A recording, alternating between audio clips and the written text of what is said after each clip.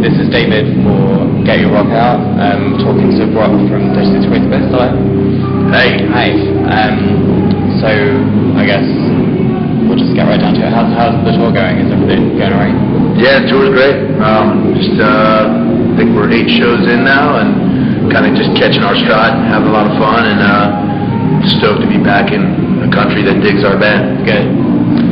Good. So I just wanted to talk a little bit about the new record. I've heard the single. It's the actual album's not out here till Tuesday. Monday. Yep. There we go. So I guess that's going to be good. What's the writing process been like for that one? Because it's been quite a while since the last album. I guess is it sort of weird to be back in the studio or? I don't think it was weird to be.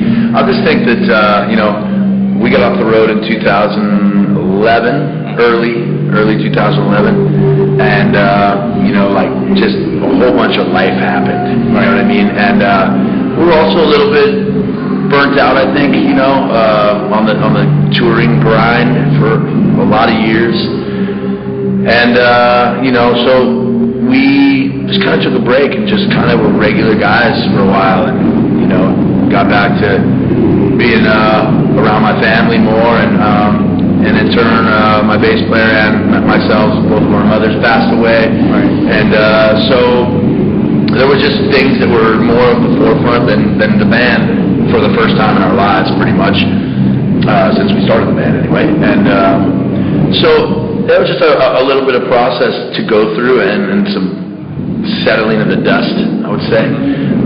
So once we started writing after my mom passed, just started feeling good to have music again and create and sing about probably the most heavy lyrical content that I've ever written about. Yeah. Which was the relationship with my mom and the relationship that I had with coping and managing a loss like that.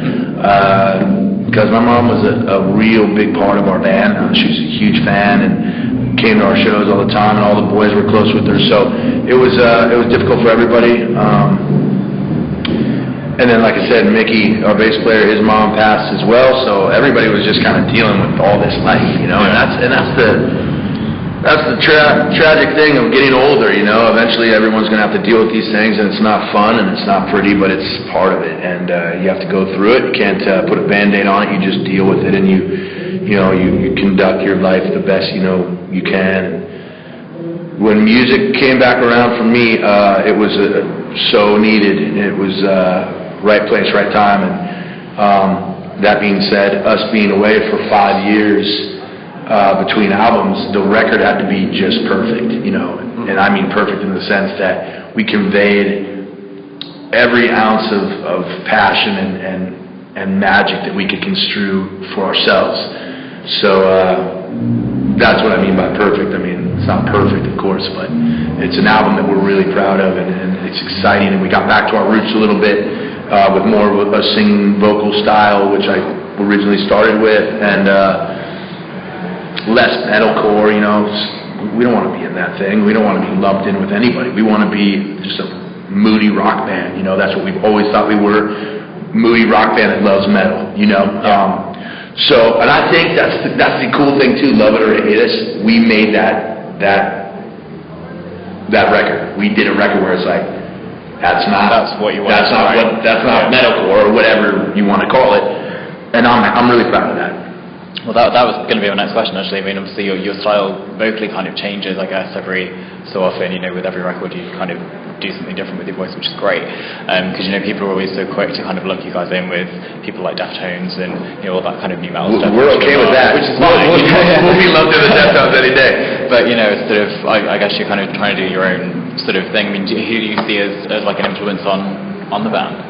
Well, I mean, absolutely, the Deftones, they're a band that we totally love and dig and respect, and so anytime I get a comparison with them, I'm totally cool with that. It's just more or less the easy non-researcher that just wants to lump a band in with something, and if they don't like the band, then they lump it in something that's like a derogatory term, such as nu metal, which that's just used these days to slag someone off, it seems like. So for me, Alice in Chains, Lane Staley, huge influence, James Hetfield, Metallica, Chino, Deftones. I mean, Mike Patton, Faith No More. I mean, if you want to get down to it, my unique vocal style, love it or hate it, and plenty of people don't like it, it comes from Patton and Staley. It's those two guys with the aggressiveness of Hetfield. You know, those are my guys. Those are the guys that I grew up with and loved. And I mean, well, let's be honest, Metallica is the reason I'm even in a band. You know, when I first saw them in 1989, heard them in '87, they came to Alaska. That night changed everything for me. My main focus was to play pro hockey. I was just into hockey as a kid, and that was what all my friends did.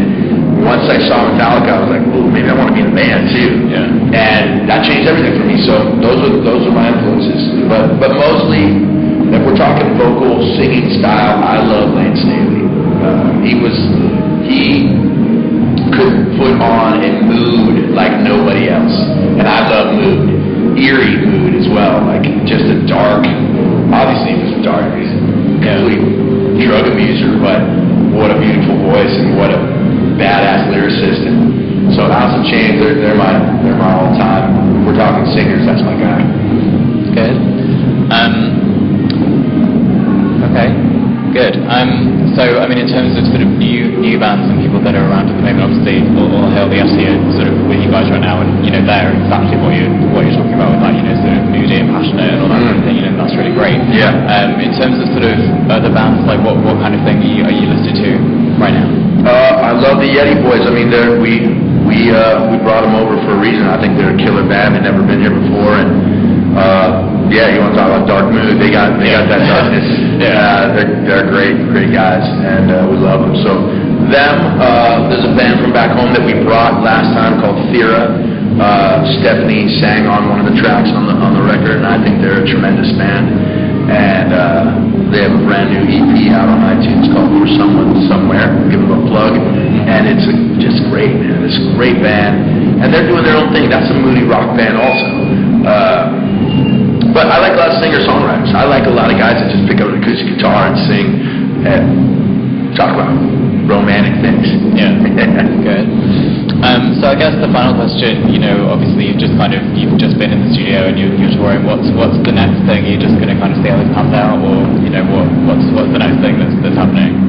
Well, the year is getting booked as we speak. Really, I mean, we're really busy. Just touring, supporting the record, and trying to get up the ladder. You know, just one more step or two or three, so we can, you know, build our band and build our. It's like even after being in our 21st year with the band, we're still building the band. You know, and stuff around that. Our fans are the most loyal I've ever seen. You know, and it's not a massive number yet, but hopefully, you know, the more that we convey our gratitude towards them, you know, they'll continue to come and bring their friends. So it's a rebuilding year for the band. Okay, good. Well, thank you very much. Yeah. I'll let you go and get sorted. Cool. Thanks. Yeah. See you again. Thanks.